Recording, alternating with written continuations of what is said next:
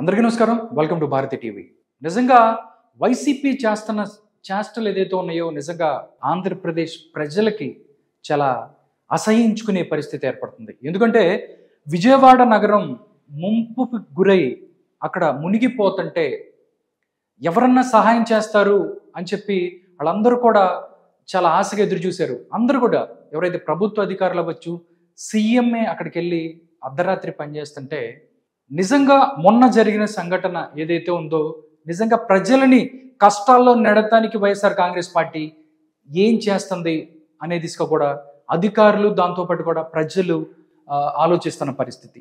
నిజంగా నిన్న చంద్రబాబు గారు మాట్లాడుతూ బాబాయి చనిపోతేనే బాబాయిని చంపేసి గుండెపోటు అని చెప్పి అబద్ధం చెప్పిన వీళ్ళు ఇంకా ఎన్ని అబద్ధాలు చెప్తారు అన్నట్టు కూడా నేను మాట్లాడిన పరిస్థితి. నిజంగా ఎన్నో అబద్ధాలు మీద నిర్మించబడ్డ వైఎస్ఆర్ కాంగ్రెస్ పార్టీ దేనికైనా తెగిస్తుంది. అంటే ఒక న్యాచురల్ డిజాస్టర్స్ వచ్చి ప్రజలు ఇబ్బంది పడుతుంటే ఇంకా ఆ యొక్క డిజాస్టర్ని పెంచే ప్రయత్నం చేస్తుంది. ఏంటంటే మొన్న వరద ఉధృతికి దగ్గరగా ఒక 3 నుంచి 4 పడవలు కొట్టుకొచ్చి ప్రకాశం బ్యారేజ్ని బలంగా అక్కడ ఏదైతే ఢీకొడితే అక్కడ డ్యామేజ్ జరిగిన పరిస్థితి. నిజంగా దేవుడు ఉన్నాడు కాబట్టి, లేకపోతే అక్కడ ఏం జరగలేదు కాబట్టి నార్మల్గా ఉన్న పరిస్థితి. అదే అక్కడ ఏదైనా బలంగా జరిగి అక్కడ బ్యారేజీ అక్కడ దెబ్బ తగిలి మొత్తం అంతా వాటర్ బయటకు వస్తే నిజంగా మనం ఆ ప్రాణ నష్టాన్ని కూడా ఊహించలేని పరిస్థితి. ఒక్కసారి పడవలు నార్మల్గా ఏదైతే పైన వర్షాలు కురుస్తున్నాయి కాబట్టి వచ్చేసాయి అని చెప్పుకోవచ్చు. కానీ వైసీపీ కలర్లు వేసుకొని పడవలు ఏదైతే ఉన్నాయో అక్కడికి వచ్చిన పరిస్థితి. ఒక్కసారి నిజంగా నేను చూపిస్తున్నది చూడండి.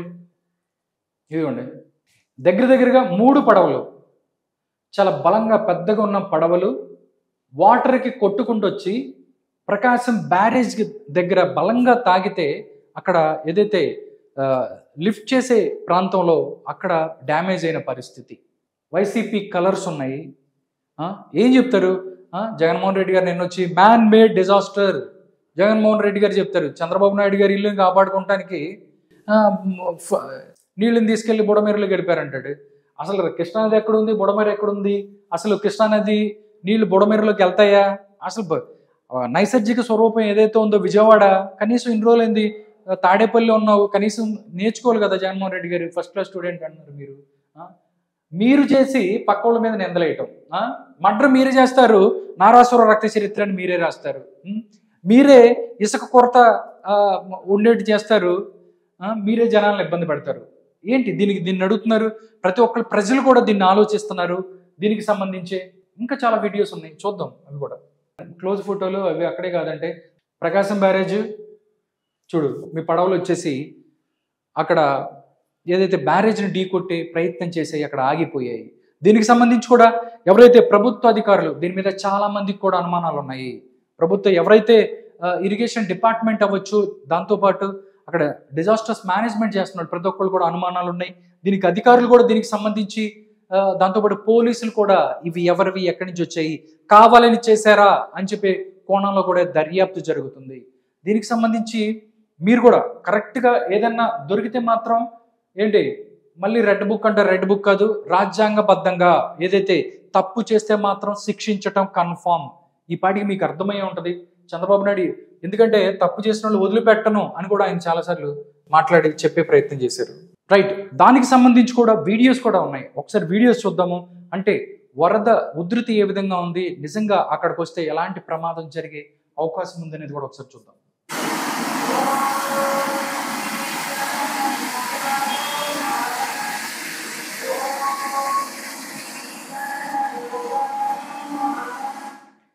పైన దుర్గమ్మ కొండ నుంచి అక్కడ అమ్మవారికి అభిషేకం జరుగుతుంది, ఆవిడ పైన అక్కడ ఉంది కాబట్టి ఎలాంటి పెద్ద ప్రమాదం కూడా జరగలేదు.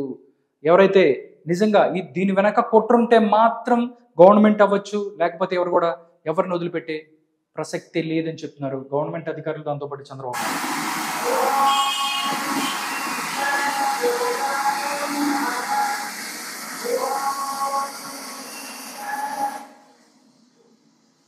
దీంతో పాటు ఈ పడవలు ఏదైతే వచ్చి గుద్దుకున్న తర్వాత అక్కడ ప్రకాశం బ్యారేజ్ మీద డ్యామేజ్ జరిగిన పరిస్థితి.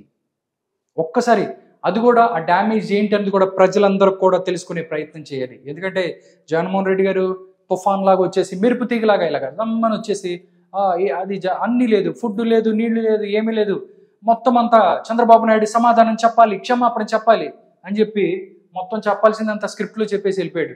బట్ మీరు చేసిన దరిద్రం ఏంటి అనేది కూడా అందరు కూడా చూపించే ప్రయత్నం చేద్దాం. ఇదిగోండి చూడండి, ప్రకాశం బ్యారేజ్కి సంబంధించి మీరు పంపించిన పడవలు ఏదైతే గుద్దేయో, ఆ పడవలు పంపించిన ప్లేస్ ఏదైతే ఉందో దానికి సంబంధించి ఇక్కడ జరిగిన చూడండి డ్యామేజ్ ఏంటి అనేది ఒక్కసారి మీరు చూస్తే అర్థమవుతుంది. నిజంగా ఇదే ఇంకా మీరు ఏదో పెద్దది ఏదైనా జరిగిందనుకో, ప్రమాదం జరిగితే పరిస్థితి ఏంటి? ఇప్పటికే విజయవాడ నగరం అంతా మ్యాక్సిమం సింగినగర్ అవ్వచ్చు, చాలా చోట్ల కూడా ప్రజలు అల్లాడిన పరిస్థితి. ఇదే మొత్తం పగిలిపోయినట్టయితే ప్రాణ నష్టం ఏ విధంగా ఉండేది ఒక్కసారి ఆలోచించుకోండి. ఒకసారి ఆ వీడియో చూద్దాం.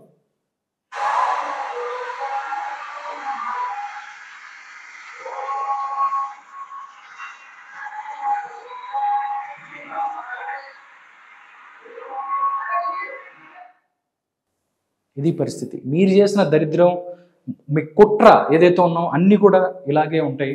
బట్ ప్రజలు కూడా వీటన్నిటిని కూడా గమనిస్తున్నారు. మీకు దీనికి సంబంధించి సోషల్ మీడియాకి సంబంధించి చాలా కూడా ఇలాగా ఒకళ్ళు మీ అందరి మీద కూడా దుమ్మెత్తిపోతున్న పరిస్థితి. ప్రకాశం బ్యారేజ్ పైన బోట్లు కొట్టుకొని రావడం వెనక జగన్ కుట్ర ఉందని చెప్తున్నారు. బోట్లని వైసీపీ రంగులో ఉన్న బోట్లే. ఒక కుట్ర ప్రకారం 4 బోట్లు ప్రకాశం బ్యారేజ్ దెబ్బతీయడానికి వదిలేరని చెప్పి అందరూ కూడా మాట్లాడుకుంటున్నారు. దీనికి సంబంధించి సోషల్ మీడియాలో కూడా ప్రజలు మిమ్మల్ని ప్రశ్నిస్తున్న పరిస్థితి. కాబట్టి ఏదైతే ప్రజలకి నష్టం కలిగించే ఎలాంటి చర్యలు కూడా మీరు పాల్గొంటే మాత్రం చరిత్రలో మీరు చరిత్రహీనులుగా మిగిలిపోతారు. ఎందుకంటే ఎంత చేసినా కానీ ప్రజలు బాగుండాలనేది దాంతోనే నారా చంద్రబాబు నాయుడు గారు రేయింబావులు అక్కడ ఉండి మాట్లాడుతున్న పరిస్థితి.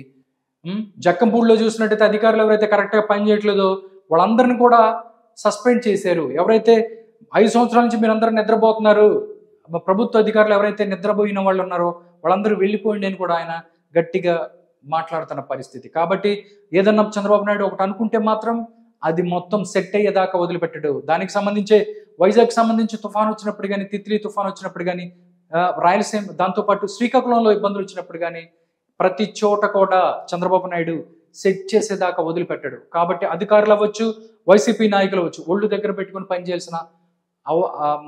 పనిచేయాల్సిన అవసరం ఉంది. లేకపోతే మాత్రం ఇబ్బందులు పడతారు.